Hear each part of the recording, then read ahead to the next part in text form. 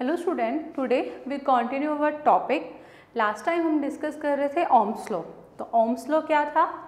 Ohms law क्या बताता है कि at constant temperature potential difference is directly proportional to current, V is equal to IR।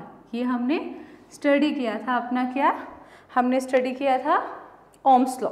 Clear? Okay, तो आज हम डिस्कस करेंगे ओम्स लॉ से रिलेटेड कुछ न्यूमेरिकल्स। ओके, आपकी एनसीईआरटी बुक्स में जो न्यूमेरिकल्स गिवन हैं हम वही डिस्कस कर रहे हैं। ओके, तो पेज नंबर 208 पे ओम्स लॉ से रिलेटेड न्यूमेरिकल्स गिवन हैं। तो फर्स्ट इज, राइट डाउन कर लेते हैं ताकि आपको क्लियर हो जाए। How much current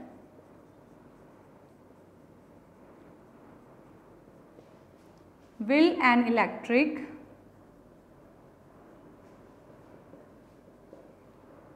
bulb draw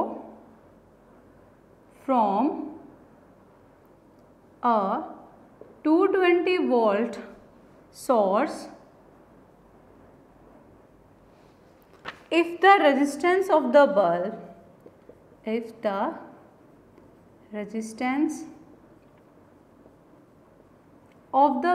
filament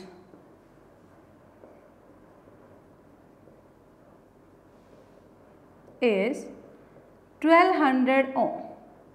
clear? ये आपका फर्स्ट क्वेश्चन है। देखते हैं क्या गिवन है आपका।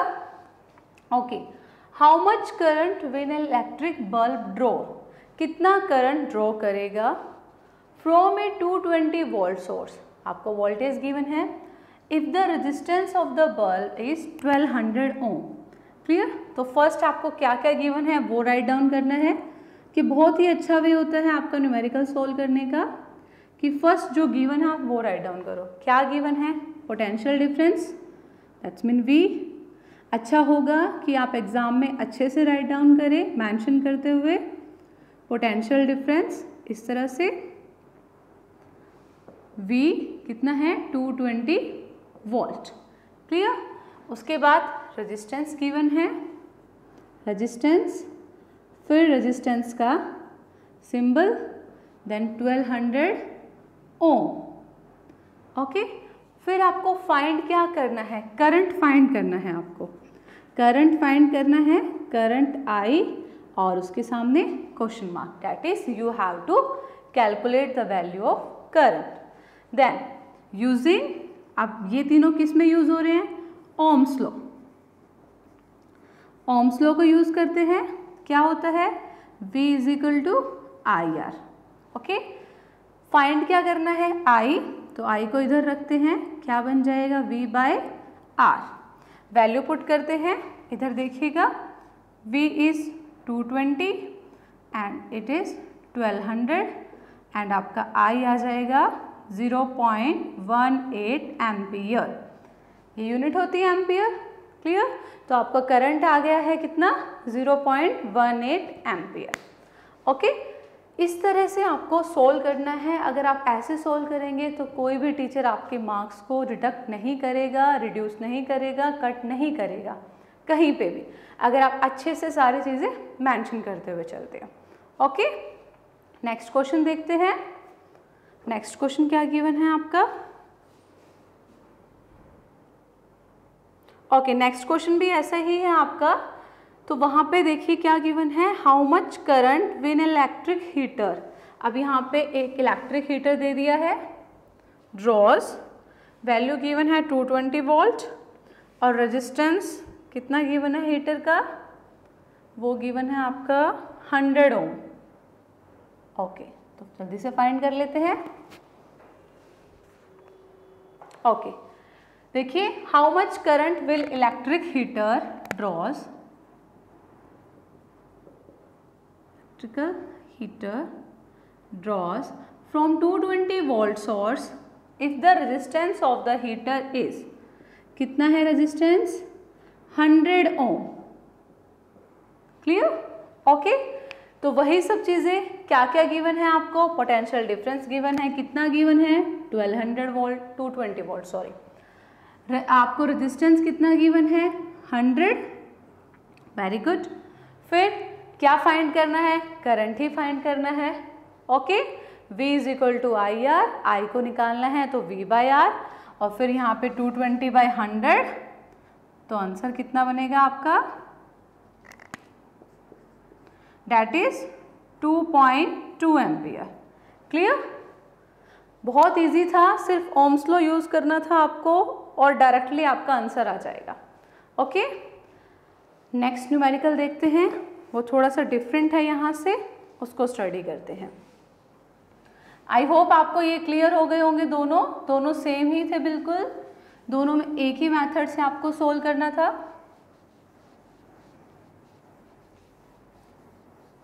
Okay, now next is the potential difference between the potential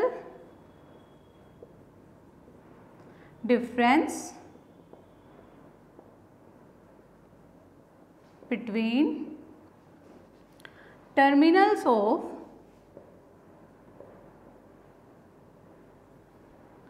electric heater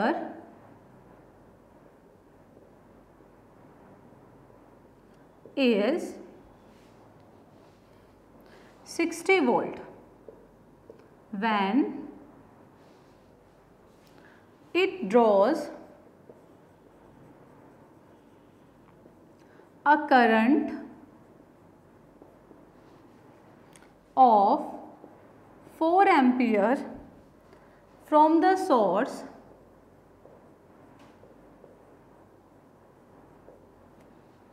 what current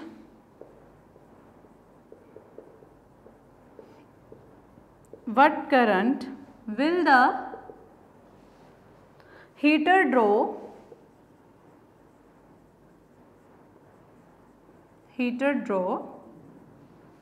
if the potential difference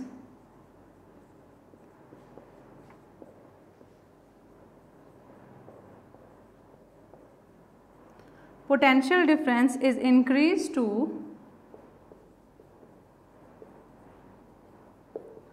120 volt. Clear, okay, देखिए कैसे है आपका क्वेश्चन।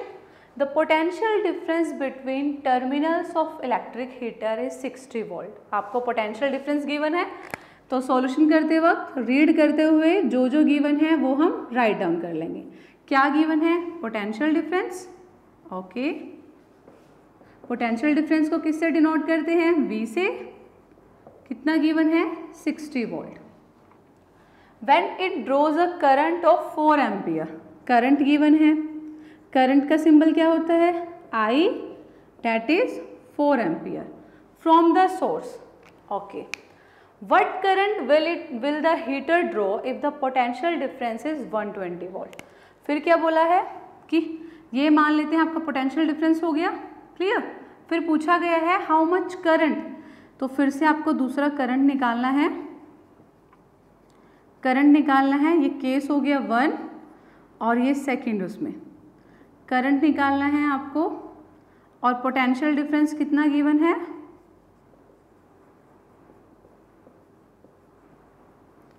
V गिवन है आपको 120 वोल्ट। तो देखो आपको सेम ही मटेरियल की बात कर रहा है, वो इलेक्ट्रिक हीटर ही है।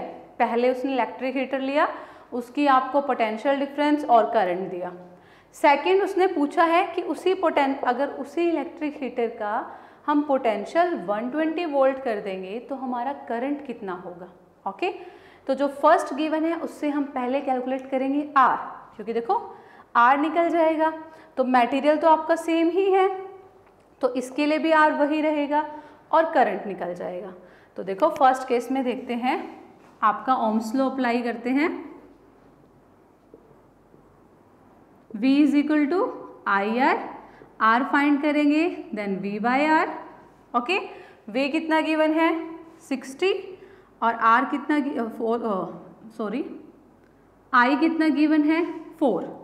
सॉल्व किया तो कितना आ गया 15 ओम, ये आ गया आपका R।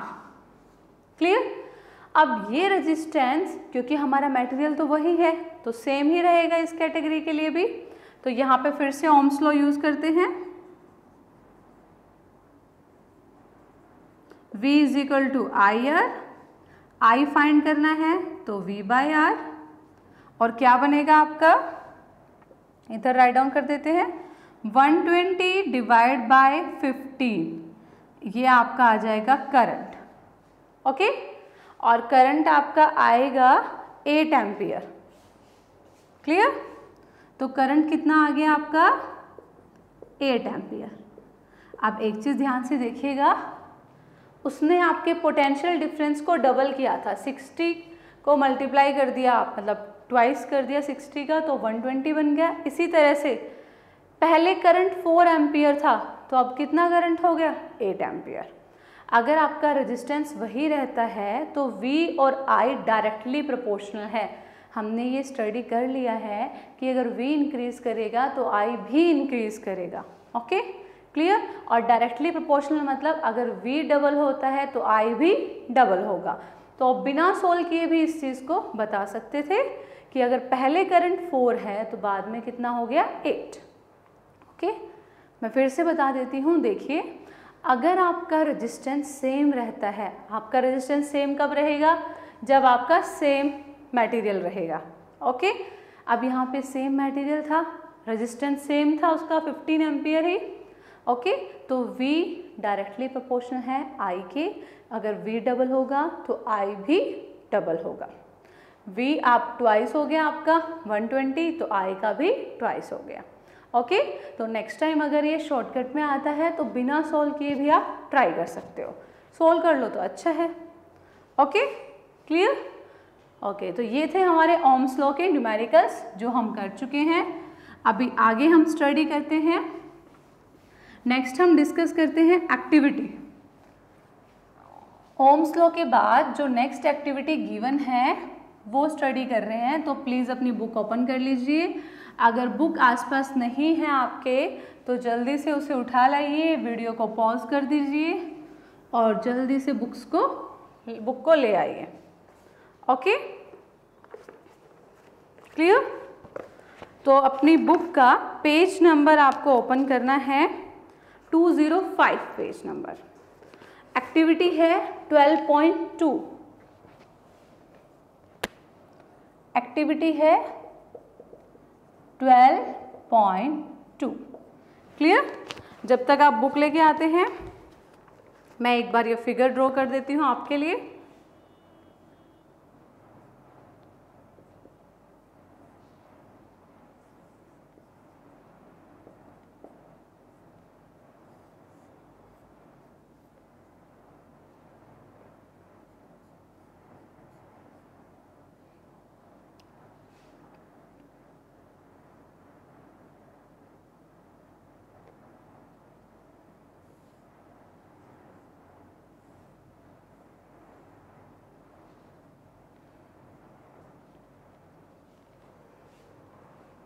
ओके, अब एक बार रुकिएगा।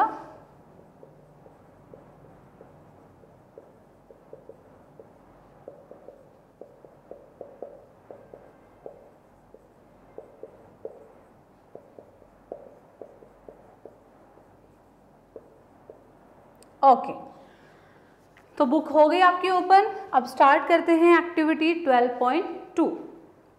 क्या गिवन है इस एक्टिविटी में उसको स्टडी कर लेते हैं। एक्टिविटी में बोला गया है टेक अ नाइक्रोम वायर। आपने एक नाइक्रोम वायर ले ली। ओके, आपको फिगर में दिख भी रहा होगा।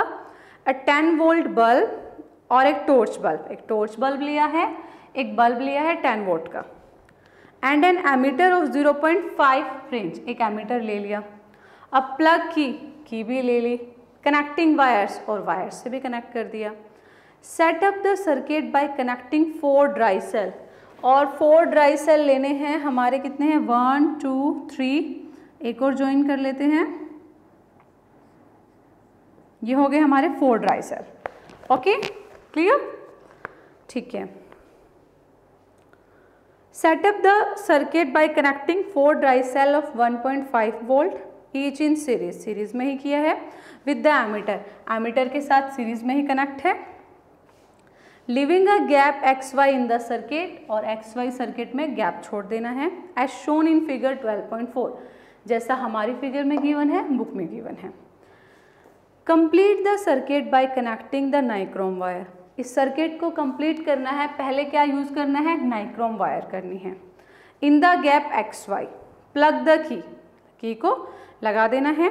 Note the ammeter reading, take out the key from the plug. जब आप देखो आपने क्लोज कर दी की, नाइक्रोम वायर लगानी है, की क्लोज करनी है, एमीटर की रीडिंग देखनी है। Okay clear. उसके बाद की को रिमूव कर देना है। Next, replace the nichrome wire with torch bulb, फिर टॉर्च बल्ब यूज़ करना है in the circuit and find the current through it. फिर से रीडिंग लेनी है एमीटर की। Now repeat the above step with 10 volt bulb, 10 volt bulb के साथ करना है, गैप में लगा के फिर से रीडिंग नोट डाउन करनी है।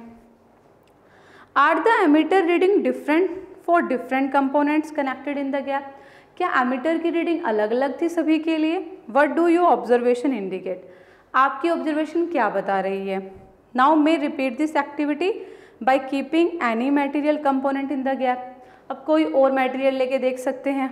Observe the ammeter reading in each case, analyse the observation. आपको हर केस में एमीटर की रीडिंग देखनी है और उसको फिर क्या करना है, एनालाइज करना है। तो देखिए जो आपकी एमीटर की रीडिंग होगी वो सेम नहीं आएगी। Okay, ammeter reading is different in each case, हर केस में डिफरेंट है। क्लियर, सेम नहीं है। जब हमने यहाँ पे पहले नाइक्रोम वायर से किया, फिर टॉर्च बल्ब से किया, फिर बल्ब से किया, तो हमारे तीनों केस में एमीटर की रीडिंग डिफरेंट आ रही है, सेम नहीं आ रही है, हर किसी के लिए डिफरेंट है। तो ये किस वजह से हुआ? ये हुआ रेजिस्टेंस की वजह से। रेजिस्टेंस हमने स्टडी किया है, आर से डिनोट करते हैं, उसकी यूनिट ओम होती है। वो क्या होता है? जो आपके करंट को अपोज करता है। क्लियर। तो हर मटेरियल का अलग अलग रेजिस्टेंस था, किसी में कम था, किसी में ज़्यादा था। अब देखिए हमने स्टडी किया था हमारा ओम्स लॉ V = IR। तो अगर हम I और R को देखेंगे तो क्या बनेगा, I = V/R। हमने पढ़ा था कि I इन्वर्सली प्रोपोर्शनल है किसके, R के। क्लियर। अब जिसमें I ज़्यादा होगा मतलब करंट ज़्यादा, तो उसका रेजिस्टेंस क्या होगा, कम। पता था ना, लास्ट में क्या था, अगर I इंक्रीज करता है तो R डिक्रीज करता है, अगर R इंक्रीज कर रहा है तो I डिक्रीज करेगा। तो जिस भी मटेरियल में से करंट की वैल्यू ज़्यादा होगी, एमीटर की रीडिंग हाई आएगी, उसमें रेजिस्टेंस क्या होगा, कम। और जिसमें एमीटर की वैल्यू कम आएगी, एमीटर की रीडिंग मतलब I की वैल्यू, उसमें रेजिस्टेंस क्या होगा, ज़्यादा। ओके, अगर I ज़्यादा तो R कम, R ज़्यादा तो I कम। क्लियर। ये हमें यहाँ से परफॉर्म करके देखा। तो यहाँ से हमारे मटेरियल को 3 कैटेगरीज में डिवाइड किया गया। देखो बेटा, रेजिस्टेंस क्या है, जो अपोजिशन लग रही है आपके करंट को, जो करंट को अपोज कर रहा है। अब देखो आपको पता है करंट किसी भी मटेरियल में से फ्लो करता है, किसकी वजह से, इलेक्ट्रॉन की वजह से।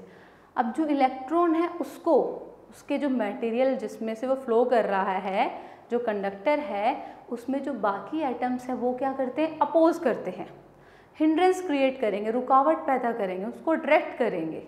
ओके, तो उस वजह से क्या होता है, आपका रेजिस्टेंस आता है, वहाँ पे रुकावट आती है।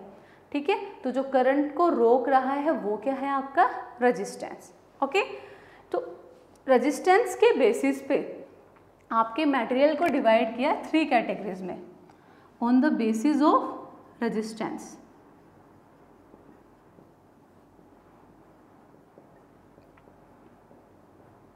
क्लियर। मटेरियल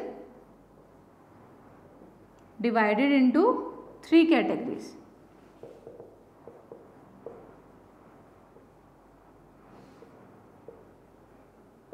तो आपका क्या किया गया, उसको 3 कैटेगरीज में डिवाइड किया गया। फर्स्ट है आपके गुड कंडक्टर्स, गुड कंडक्टर्स मतलब जिनका इलेक्ट्रिकल रेजिस्टेंस बहुत ही लो हो। क्लियर? वो मटेरियल जिनका इलेक्ट्रिकल रेजिस्टेंस बहुत ही कम हो वो कैसे हैं? Good conductor. और सबसे बेस्ट आपका कंडक्टर है सिल्वर। क्लियर? और फिर उसके बाद कॉपर और एल्यूमिनियम भी गुड कंडक्टर हैं आपके, जिनके वायर्स को हम यूज़ करते हैं।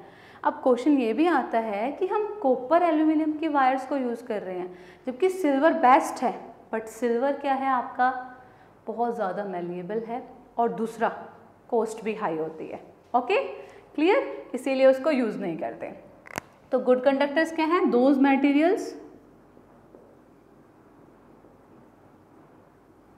which have low electrical resistance, low electrical resistance, जिनका इलेक्ट्रिकल रेजिस्टेंस बहुत कम होता है वो क्या है आपके? Good conductor. एग्जाम्पल सिल्वर, ये तो आपका बेस्ट कंडक्टर हो गया, बिल्कुल क्लियर। और copper aluminium,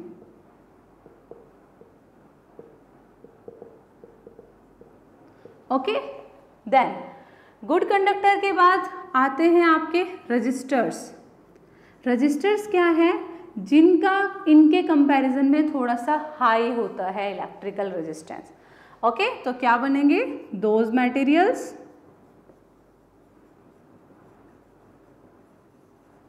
which have comparatively high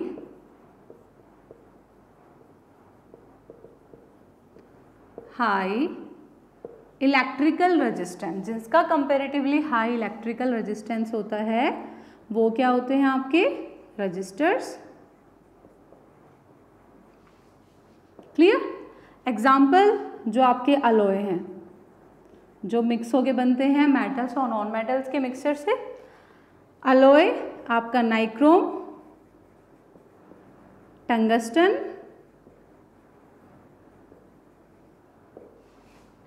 clear? Okay, tungsten, sorry, and okay. Now third is insulators. Insulators मतलब जिनका बहुत ज़्यादा हाई होता है, इनफाइनाइटली हाई। क्लियर? तो क्या है? दोज मटेरियल्स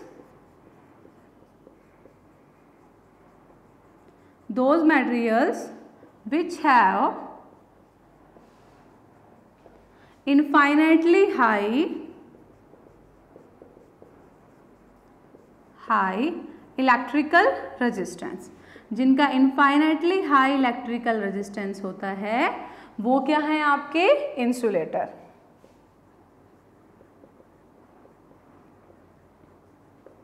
एग्जाम्पल रबर हो गया। रबर बहुत गुड इंसुलेटर है, ठीक है, क्योंकि देखो जब भी इलेक्ट्रीशियन यूज़ करते हैं तो वो रबर के ग्लव्स पहन लेते हैं जब भी कोई इलेक्ट्रिसिटी वायर्स को टच कर रहे हैं, या फिर आपने जो आपका इंस्ट्रूमेंट होते हैं इलेक्ट्रिकल इंस्ट्रूमेंट, उनके ऊपर भी रबर की प्लेटिंग होती है, रबर होती है, ताकि आप उनको टच करें डायरेक्ट कॉन्टैक्ट में ना आए इलेक्ट्रिसिटी की। ओके, तो इलेक्ट्रिकल रेजिस्टेंस के बेसिस पे मटेरियल को 3 कैटेगरीज में डिवाइड किया गया। गुड कंडक्टर मतलब जिनका इलेक्ट्रिकल रेजिस्टेंस कैसा होता है? बिल्कुल लो। और जिनका कंपैरेटिवली हाई होता है वो क्या होते हैं? रजिस्टर्स मतलब अलॉयज। और जिनका बहुत ज़्यादा हाई होता है वो क्या होते हैं? इंसुलेटर्स। क्लियर? तो ये था हमारा 3 मटेरियल्स जिनको डिवाइड किया गया रेजिस्टेंस के बेसिस पे। Okay, done. तो हमने इससे पहले ओम्स लॉ स्टडी किया और फिर देखा कि हर मटेरियल का इलेक्ट्रिकल रेजिस्टेंस डिफरेंट होता है, हर मटेरियल में से करंट डिफरेंटली पास होता है। क्लियर? जिसका इलेक्ट्रिकल रेजिस्टेंस हाई होगा उसमें से कम करंट पास होगा और जिसका लो होगा उसमें से ज़्यादा करंट पास होगा। ओके, तो ये यहाँ से क्लियर हो गया।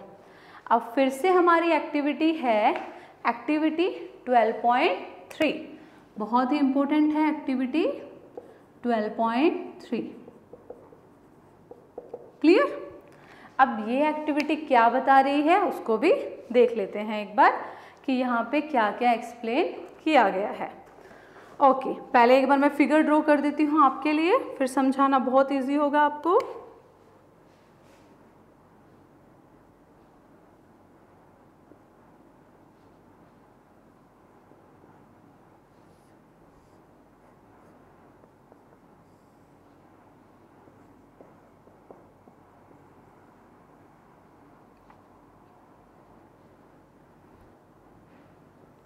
ये आपकी कैटेगरीज बनी हुई है फर्स्ट, बाकी मैं आपको इधर ड्रॉ करके दिखा रही हूँ। ये फर्स्ट थी आपकी, ये सेकंड केस, और ये थर्ड,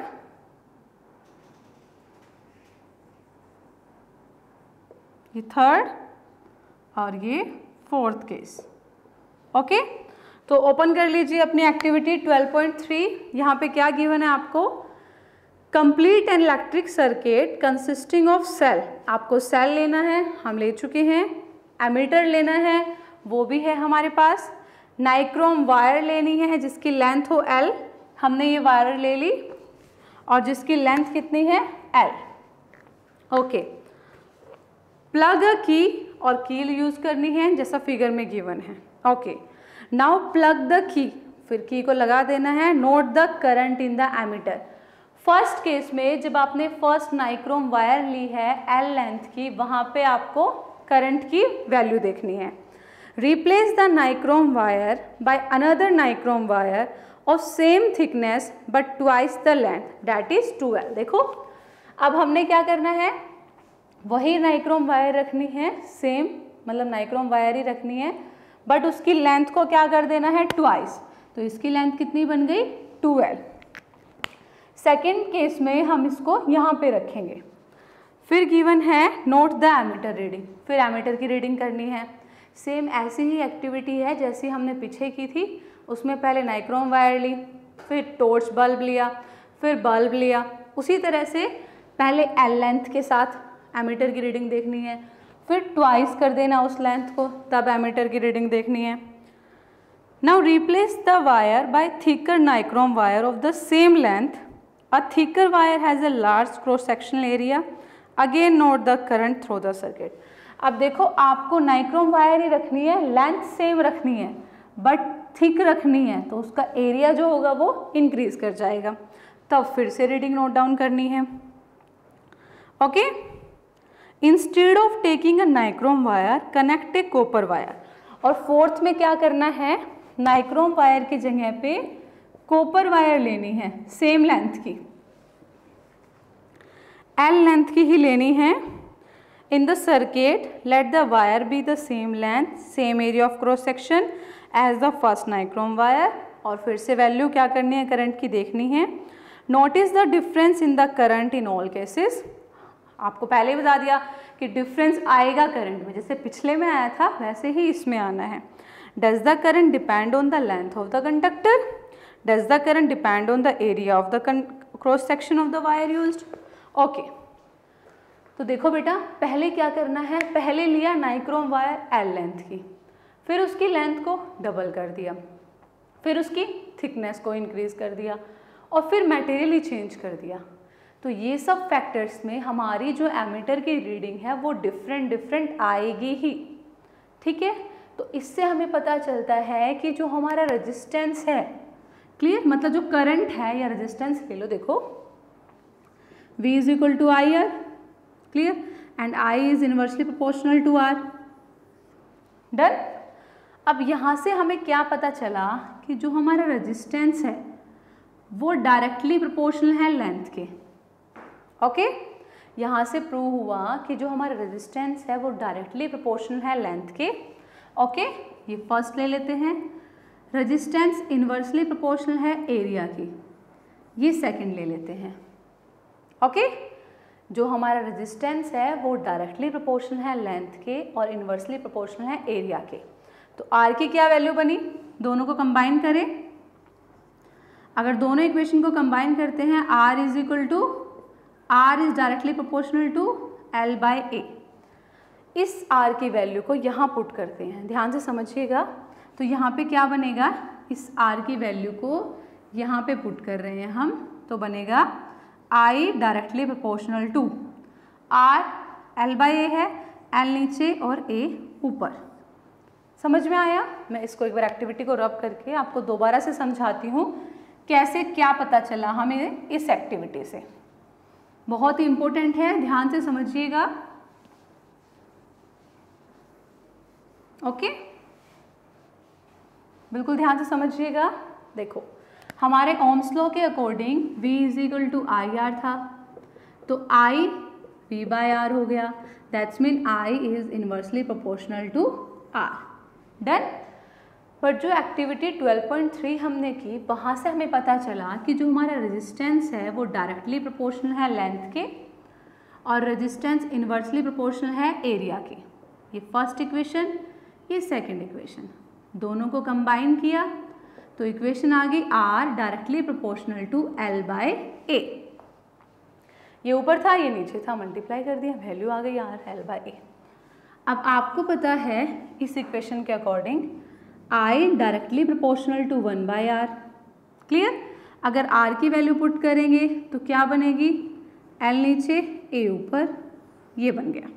तो इसका मतलब क्या है? अगर एरिया इंक्रीज करते हैं तो करंट भी इंक्रीज करेगा, अगर लेंथ इंक्रीज करते हैं तो करंट क्या करेगा? डिक्रीज करेगा।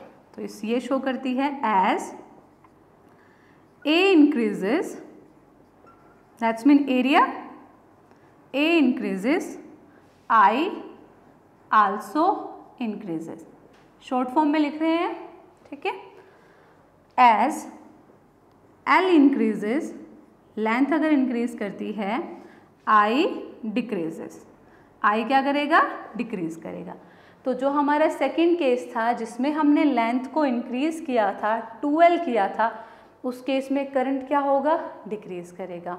और जिस केस में, थर्ड केस में, जब हमने एरिया इंक्रीज कर दिया था तो करंट क्या करेगा? इंक्रीज करेगा। अब देखिए, ये तो हो गया इनका रिलेशन। अब निकालते हैं R का, कि as A increases I increases but R decreases, but resistance क्या करेगा? डिक्रीज करेगा। वो तो आप यहाँ से भी देख सकते हो कि अगर I इंक्रीज कर रहा है तो R क्या करेगा? डिक्रीज करेगा। I डिक्रीज कर रहा है बट R इंक्रीजेस। क्लियर? समझ में आया बेटा? तो इसका मतलब फर्स्ट केस में आपका जो भी था करंट, सेकंड केस में जब आपने 12 किया तो करंट क्या हो गया? डिक्रीज हो गया। थर्ड केस में जब आपने एरिया इंक्रीज किया, area of cross section increase किया, तो I क्या हो गया?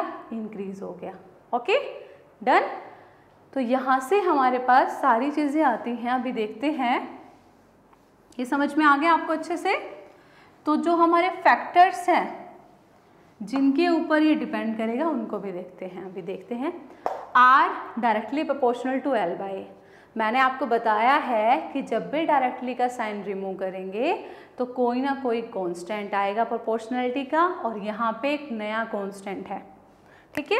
तो क्या आएगा? R is equal to rho L by A। ये क्या है आपका? इसको बोलते, प्रोनाउंस तो कर रहे हैं रो, प्रोनाउंस तो करेंगे इसको रो। क्लियर? बट ये क्या है आपका? रो क्या है? रो है आपका, यहाँ पे तो आप बोल सकते हैं constant of proportionality, constant of proportionality, proportionality का कांस्टेंट है। बट आर क्या, रो क्या है आपका? रजिस्टिविटी। न्यू आ गया, देखो रजिस्टिविटी आ गया, या फिर बोल सकते हो स्पेसिफिक रेजिस्टेंस। स्पेसिफिक रेजिस्टेंस जो एक किसी भी मटेरियल के लिए स्पेसिफिक होगा, सबके लिए फिक्स्ड होगा, इतना होता है। ओके, तो जो ये नया कांस्टेंट आया है ये क्या है आपका? रेजिस्टिविटी, स्पेसिफिक रेजिस्टेंस बोल सकते हो। क्लियर?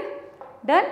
ओके, तो हमें इस एक्टिविटी से पता चला कि हमारा रेजिस्टेंस डायरेक्टली प्रोपोर्शनल है लेंथ के, इन्वर्सली प्रोपोर्शनल है एरिया के, और ये डिपेंड भी करता है नेचर ऑफ मटेरियल। जब फोर्थ करते वक्त जब हमने फोर्थ किया था तो फोर्थ करते वक्त देखिए लास्ट में हमने क्या ली थी?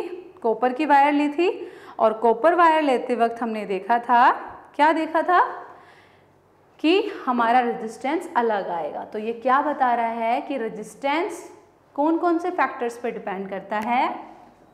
रेजिस्टेंस डिपेंड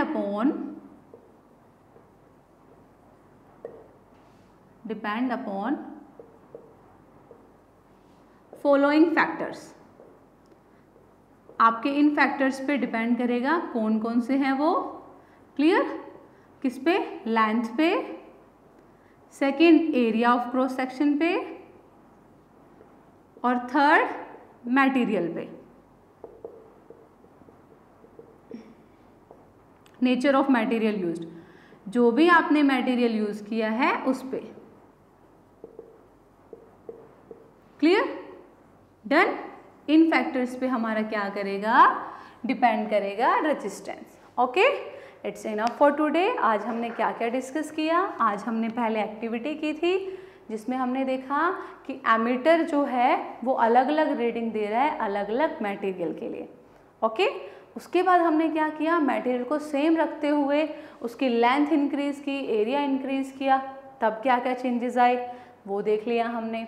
ठीक है, और मटेरियल को भी चेंज किया तो भी अलग आया, वो तो हम पहले भी प्रूव कर चुके हैं। ओके, फिर हमने स्टडी किया था कंडक्टर, रजिस्टर्स और इंसुलेटर्स। अब हमने न्यू एक्टिविटी स्टडी करते वक्त नया एक चीज़ पढ़ी, new formula R is equal to rho L by A। क्या है? R is equal to rho L by A। अभी आपको इतना ही प्रिपेयर करना है, नेक्स्ट वीडियो में नेक्स्ट करेंगे हम। Thank you.